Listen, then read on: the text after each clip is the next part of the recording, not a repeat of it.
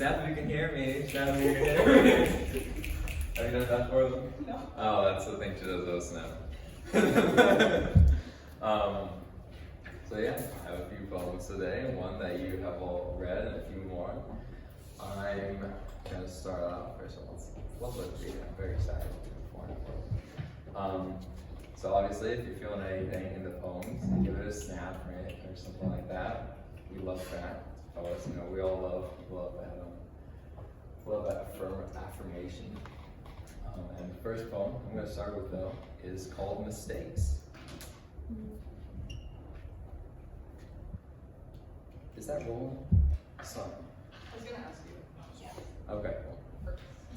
You turn your home again so you can come out. Yeah. And that first poem is called Mistakes. We all make mistakes.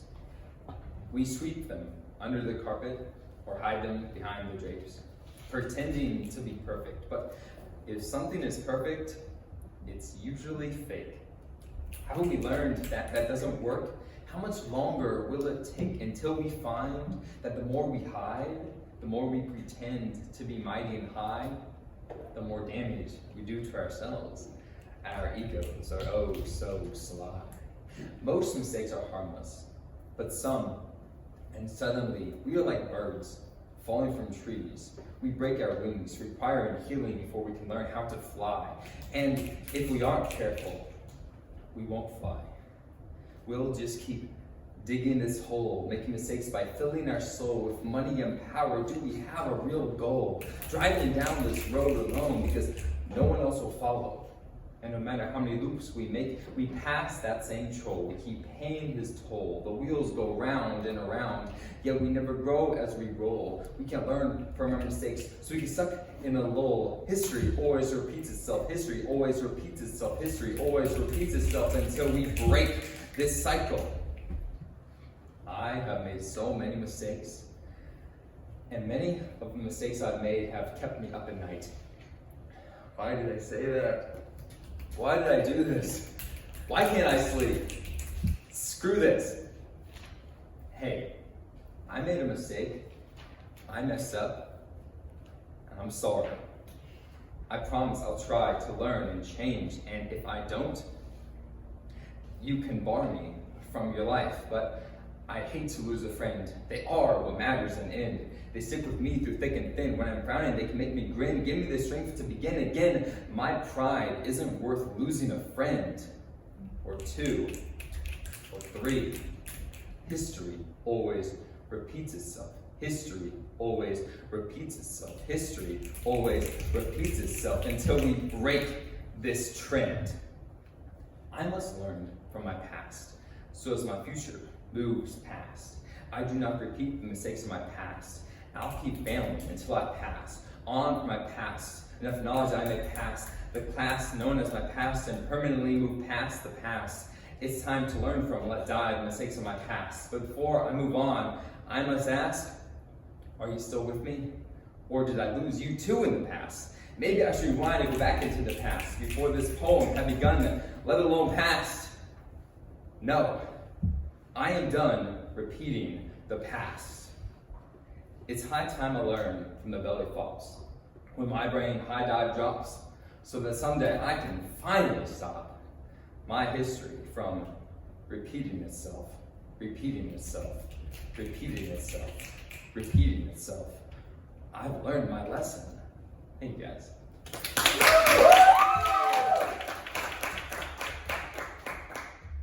Thank you all for being here. Like seriously, it's awesome. I love doing this. I'm so happy to share with you all.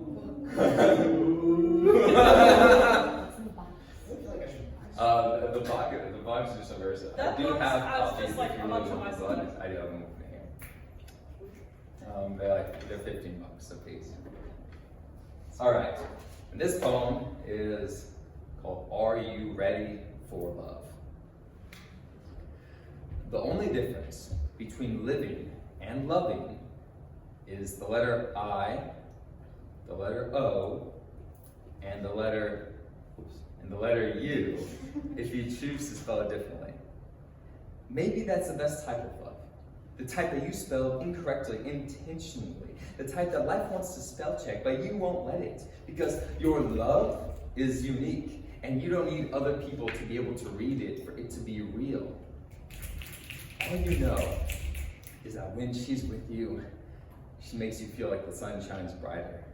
Maybe if you're more the singing in the rain type, the pitter-patter on the roof of your mind calms down as she speaks, and the pitter-patter of your heart inside, it makes you weak at the knees. It makes you feel, it makes you believe that maybe there is a God out there. Because something pushed us together, you and me. And if I saw it, I don't know what I would see. But I could never disagree with whatever it could be, because you made living loving again. I owe you everything.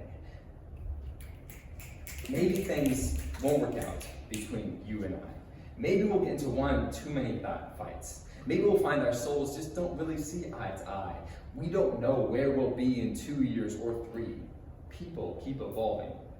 Nothing's ever really the same as it was a moment ago. Every tree on the planet has grown. Every heart has become more its own. Every stone that gets thrown into the sea of love creates ripples until they find another wave from another rock to rock the same boat and then calm each other down when their 2 bodies of water collide on the other side of that rip tide. Love is not something to be taken lightly. So I have to ask, are you ready for love? You might be. I think the fear and the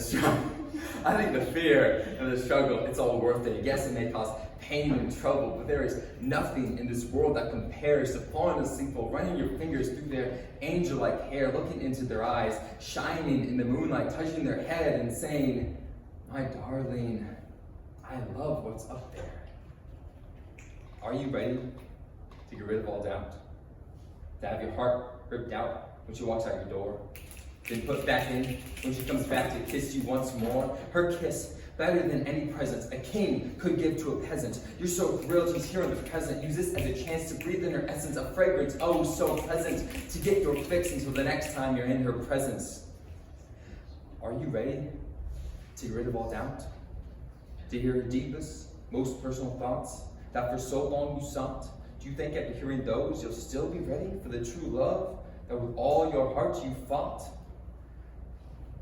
Newsflash. We can think we're ready for love all we want. We're not. Love is felt, not felt. Love will overwhelm your mind and go straight for your heart. No matter how smart you are, love is not something that can be taught. You have to experience it firsthand, and it will stretch you thin, may break you in two, but if it is true, you will bounce back like a rubber band. Love will cut deep into your heart. True love has the healing power of a certain X-Man, and no matter how deep you had cut the night before, every new morning feels like a fresh start. It's worth it. As the saying goes, it's better to have loved and lost than never to have loved at all. Love will reach out a hand when it thinks you stand a chance. It's easy wearing your suit and tie, your brand new pants, and you take close hand and stand, because this may be your final dance in this highly overpopulated, overcomplicated world of romance. Thank you. Even the train is applauding. I know, right? Thank you. Thank you. Thank you. The train's like, I can't snap, so I'll do this. Yeah. Isn't it great, guys, that Noah drove like an hour and a half to be here? Yes. Worth it. Wow. Every bit. We're like, what, 15 like high school nerds? Absolutely. So much. You were there for 2.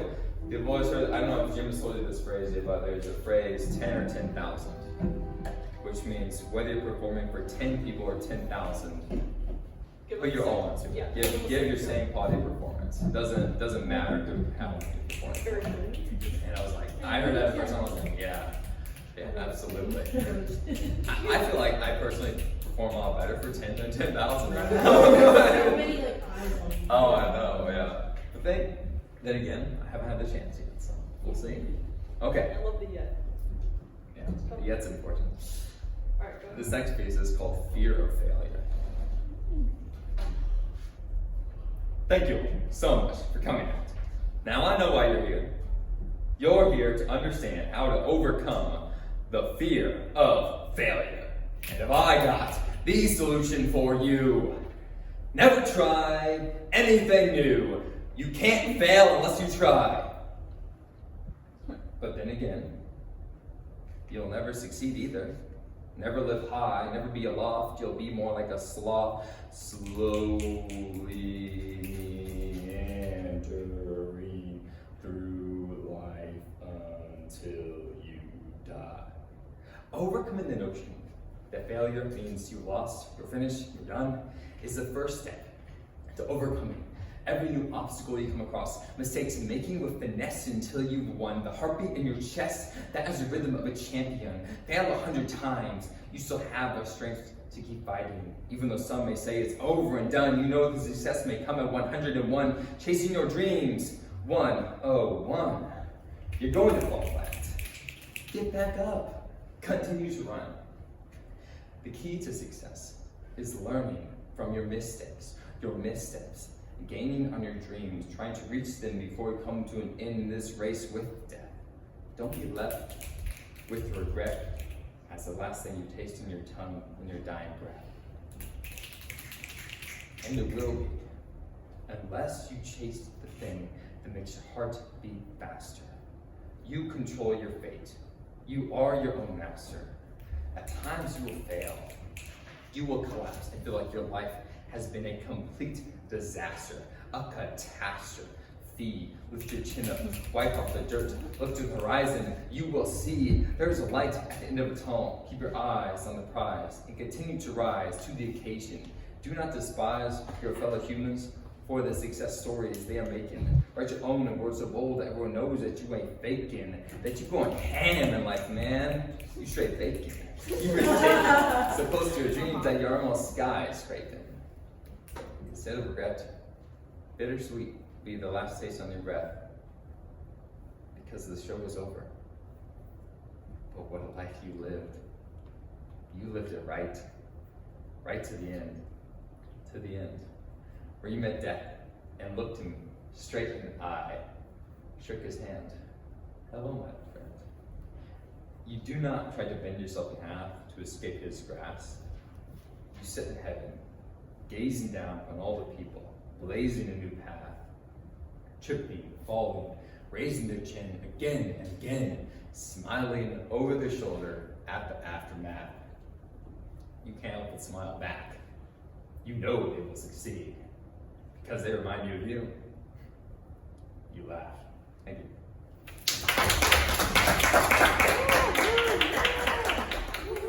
How you guys looking so far? Yeah.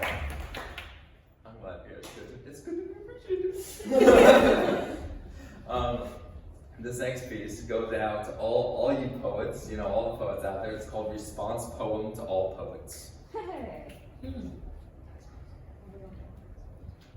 Damn.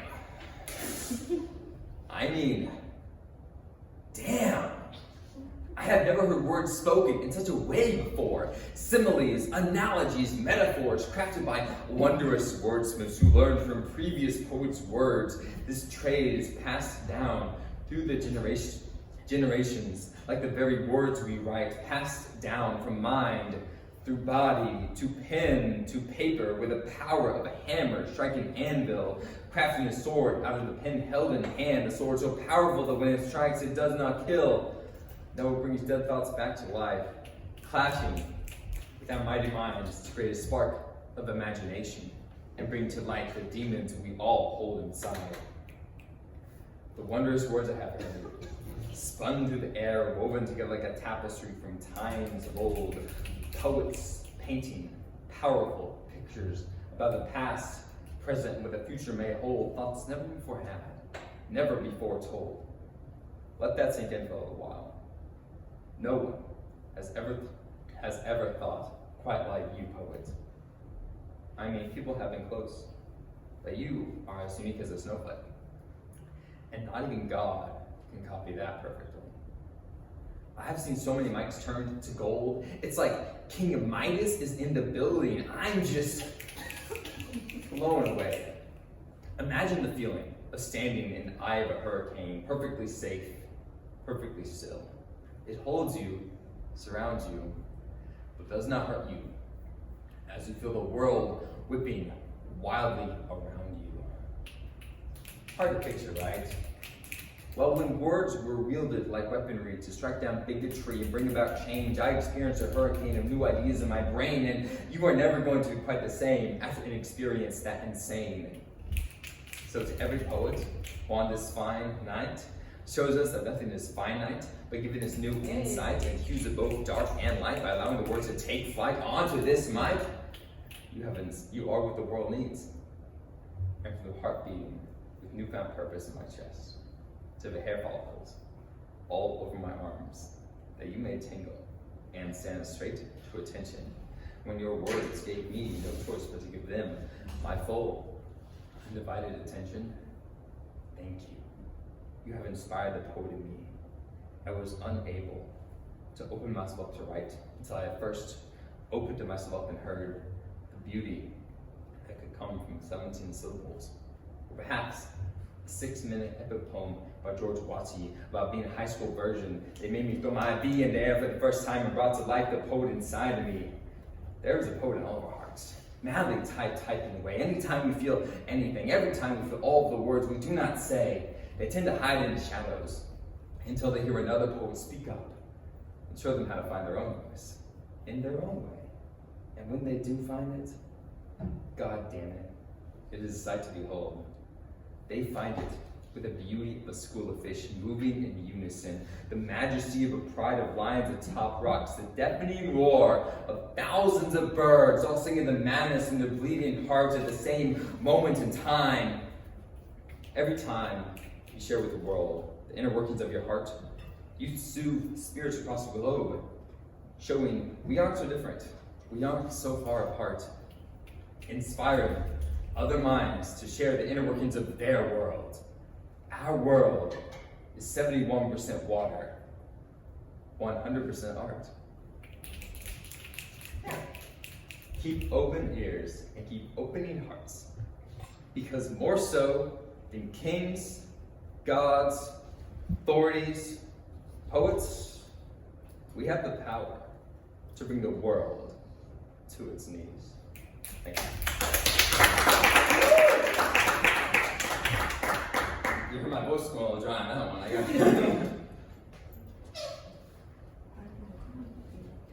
got me some water. It's so cool hearing these poems like over the years and then like in this moment. I don't know, it just feels like a lot of cool continuity because I've seen him do some of these poems on stage like different events over the years. It's really cool. To be fair, I haven't seen all these poems on stage. Alright, let's see. Where are we? Oh, you guys might know this one. Sitting in your heart. Yeah. Sitting in your heart, I have the most amazing view. I can see the inner workings of your soul, a little bit of your rib cage too. Your body is the work of art, and as if that weren't enough, your mind, how I would love for it to be mine to pick apart. Discover what you have discovered. See the dreams you wish to uncover. Hear about your past ones and hope that I can be your future lover. Sitting in your heart, I feel strong as a rock. The drum beat under my feet moves me, but only closer. Sitting in your heart, I find closure. Although this is only the beginning, I am so sure that we won't have beef. This relationship will be kosher. And even if there ever is an ending, from the time of now to the time of us bending and breaking, when hearts have done too much aching and our bodies start to crumble from all the quaking, the end is in sight. But in the morning, when I'm waking, I don't want to pack up my bags. I don't want you to leave. So let's rewind and replay and re-find the love again. I say with my voice shaking, my heart is yours, for the taking. And if you do take it, carve it out. Make yourself a home inside. Gaze into the wonder outside of your window. Would you look at that view? Now do you see what I see in you? It's powerful. It's like lightning striking over and over again. No, this will not be the end. Thank you. Oh, yes. This was a kind of new one I wrote. It's a bit of a, ideas for the future. Because sometimes the present gets so overwhelming that it's hard for us to think about what it will be like in the year 2100 or something, right? It's hard for us to even imagine that. So, what is it? Flying car. Finally? That's what they imagined in 1900s. So this was a poem I wrote called The Year 2100. In the year 2100, our kids might be 80 or 60. In the year 2100, hunger is something we fixed. See, in the year 2100, greed no longer exists. We get it. In the year 2100, we realize what we missed. Life was never about the grain in the pockets of our jeans or the war machines. It's been about you and me, two human beings. Once we saw to be free, all we needed was a little humanity. It seems so silly that for so long we had fought so hard to keep down each other's dreams. We're on the same team. We celebrate our happiness and have each other's back. And when one of us is hungry, others bring them a snack. We connect, we smile, we laugh, but what's more than that, we understand that freedom is inherent to living.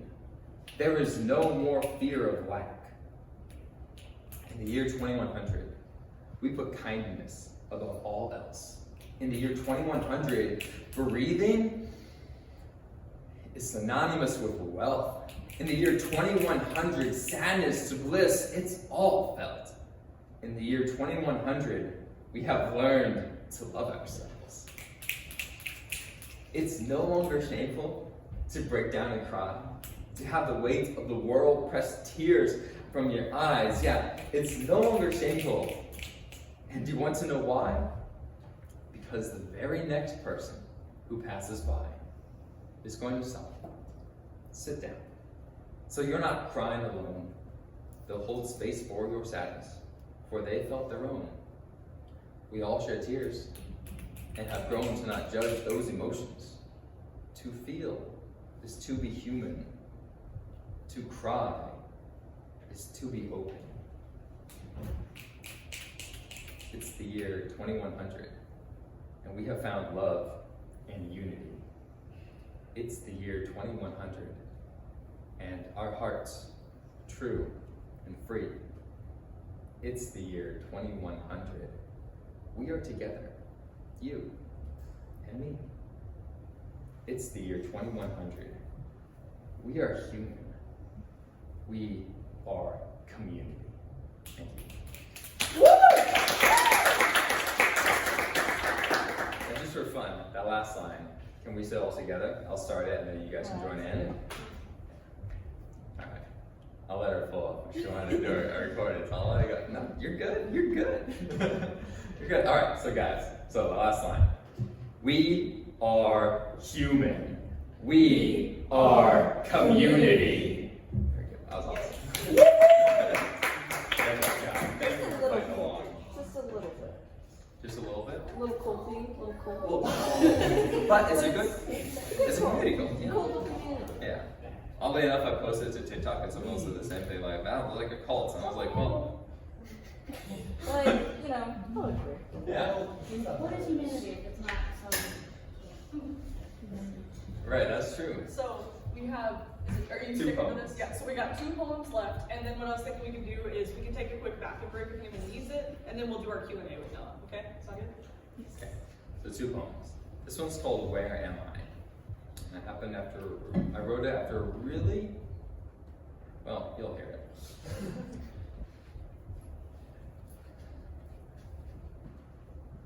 Where am I? Mom? Dad? What happened? Why am I in this strange bed? And why can't I get up? And why does my voice sound so strange? There was a car crash a few days ago. This is your room at the hospital. You just got out of the ICU. You've had a traumatic brain injury. That's why you can't walk. And your voice sounds so strange because on top of that, they had to stick breathing tubes down your throat to keep you alive. Am I dreaming? No, Noah, this is real. That is how my June 2022 started for me. I was in a daze, with a few days completely lost to me. No memory of where I was or the car crash that had gotten me there. Hoping this was just some terrible nightmare that I could still look up from. I had two main emotions: crying, wondering if I'd ever be able to walk and rhyme again, and gazing off into the distance, feeling numb. Get it together, Noah. You're going to shake this off and bounce back. You are so loved. Your friends and family are right here with you. Always remember that. Yeah, but what if I can't? What if I can't bounce back? What if I'm stuck in a wheelchair? What if I can't find the words to communicate? What if this is my destiny by some cruel twist of fate? Maybe I'll never be able to play baseball again. Maybe I'll never even be able to properly play board games with my friends. Maybe I've written my last rhyming line with a proverbial pen. I think all these thoughts with a sad, reminiscent grin. This can't be real. I must be dreaming. What will I do? Who will I be? Take a deep breath, Noah. One day, you'll look back, and this will even be a fond memory. You'll see. Thank you, guys.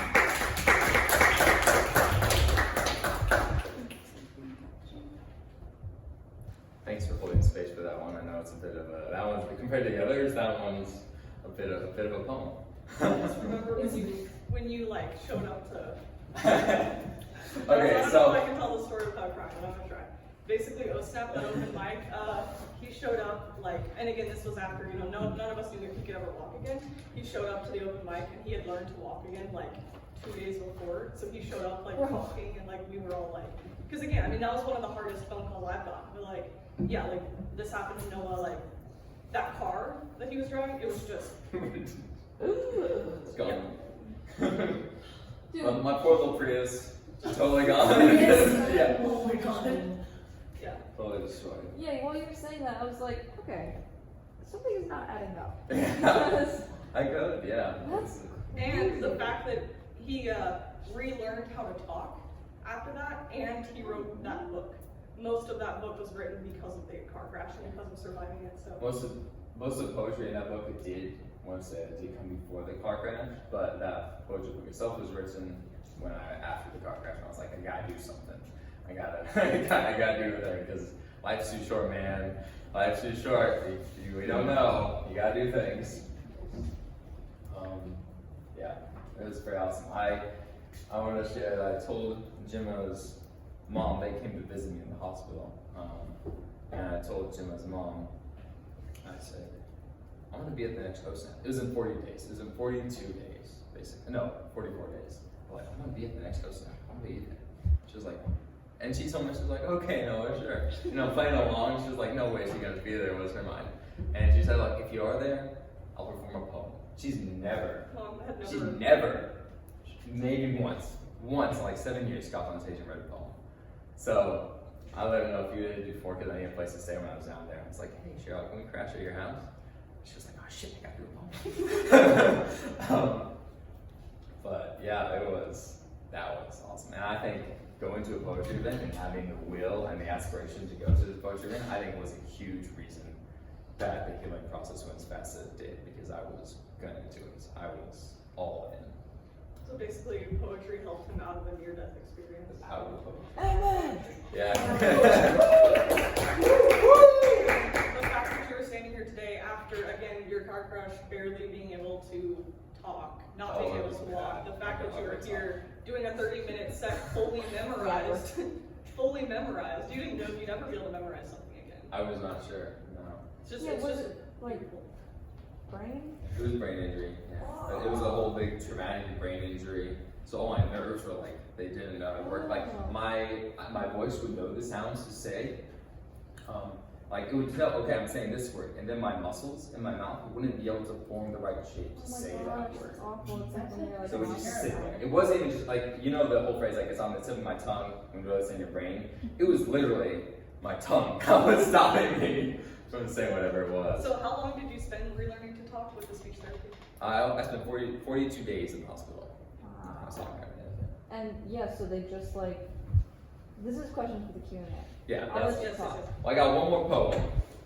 And actually, I got two more poems because I wrote this really short one that I would love to share with you guys if you're ready. Yeah, this is. Nice, nice. All right. So it's a bit more of a serious poem. We switched our swords out for bombs, and we declared we were no longer savages. That's it.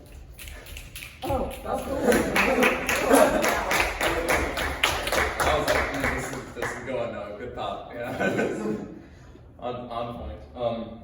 And this next poem, probably, it's a fan favorite, it might even be my favorite. It's called Diamonds Are a Guy's Best Friend. Almost.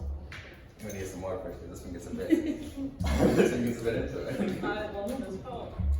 I saw it on your little set list here on the post-it note. I was like, let's go. Memo, so it's just the first word of each poem. This is how it goes.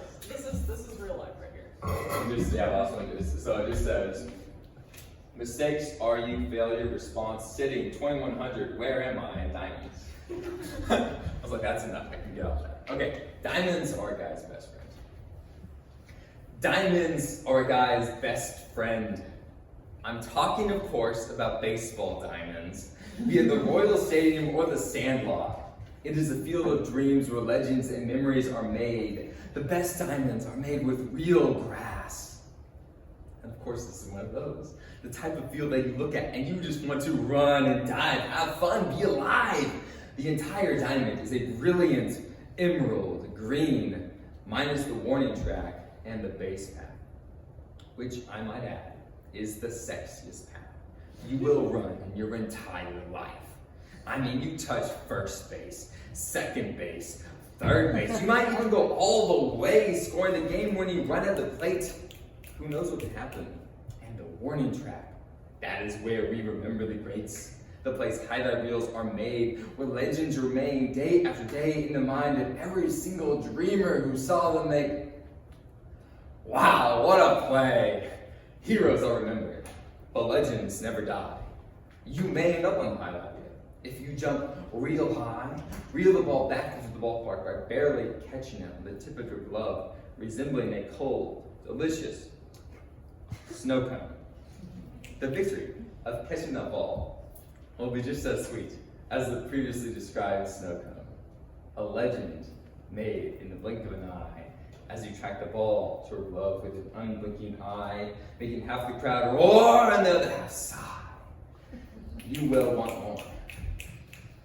The next inning, diving into home off of a hard line drive to right field, you barely beat out the throw to score the second run of the inning, giving your team the lead. You will want more. There are two outs. Runners on first and second base, and the cleanup hitter. For the opposing team, struts up to the plate, the bat held with ease over his left shoulder. Come on, give me more. Strike one, a swing and miss on a high and tight pitch. I guarantee he tried to hit it for a game-ending home run. You are way out in center field, and you are certain that the pitcher and the entire stadium, for that matter, can hear your heart pounding more. Strike two! Your pitcher came up with a curveball, low and away, barely grazing the outside corner. It caught the hitter off guard, and he didn't even swing. Your heart is beating faster and faster and faster and faster, more. It's all on the line. This next pitch could make or break the game. You drop into a crouch like a tiger, stalking his prey, ready to make the play. No matter how impossible it may seem when the ball gets hit your way. Swinging line drive, hard pitches in the field, ball bounces off the wall. Noah Weaver is in it, again, returns and fires on line. 1 run scores, here comes Finch, rounding third, the throw to play will be in time. He's out. This game is tied, and after 9, we are heading into extra innings. Need I say more? Give it up for Noah.